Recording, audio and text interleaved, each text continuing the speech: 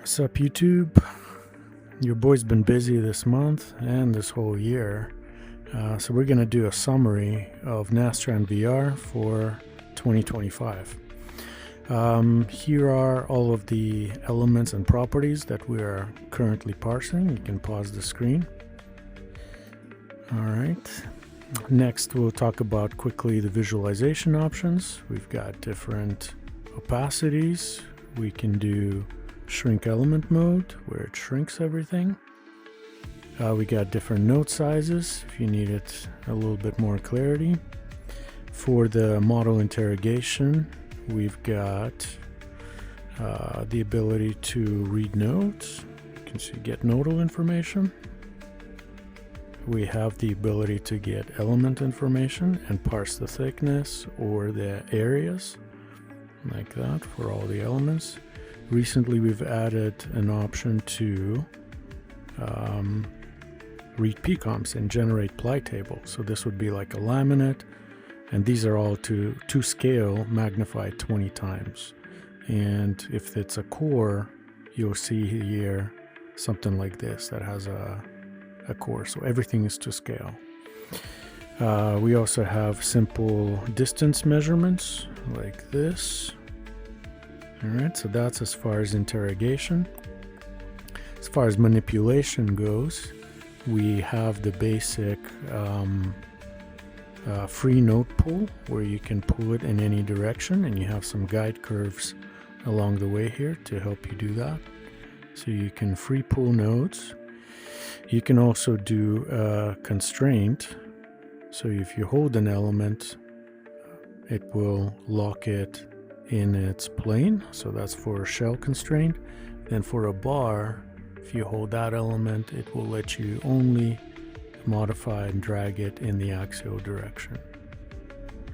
Geometry as well. We have the ability to import and overlay geometry. We can wire frame, toggle on and off, and set the culling distance for when it disappears. Let's go to the next features. We have the ability to toggle various things, like we can turn off C bushes, we can turn off RBEs or just wagon wheels, we can turn off bars and all that kind of stuff. We also have the ability to do a section cut view. That's kind of new. So it will right now just show the right hand side, but in the future we'll have that will be an arbitrary section cut. Oh, we have the ability to do a thickness plot now. So you can see that the thickness plot is live, and you can change the thresholds as you see fit. So for all the shells, including composite materials, you will see a thickness plot. And the new thing I wanted to show you is this new sculpting menu and kind of a couple of things that I've been working on.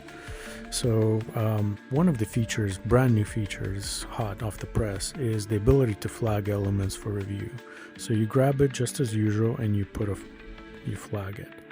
And now you have a little flag here, and you'll have the ability to export that to a session file or a PDF. And these will come in PDF so you can review these later. Now, as far as the manipulation goes and element sculpting, we've added additional features here. So before we just had the basic square, triangle, and bar.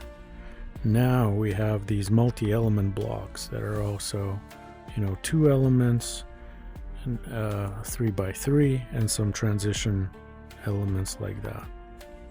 So the other thing I wanted to show you is this new feature called pin, and this works the same way as a constraint for node pulling, but let's just pin it. So when we pin it, it has a little sprite here that says that's pinned.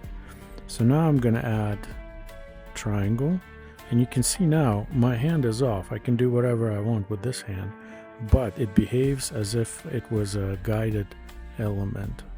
So it will lock these into plane, and I can down merge it into the model.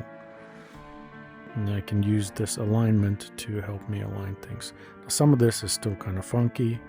It's not working quite right, but essentially it will pin everything into the plane of this element so you can have a free hand. If we look at, say, I'll do a linear element like this, I'll place it way outside. So I'm gonna let this down merge, this down merge, this down merge, and you can see how me pulling these nodes is automatically going to put them on plane. And I can use these guides to line up things more or less accurately. Here we go.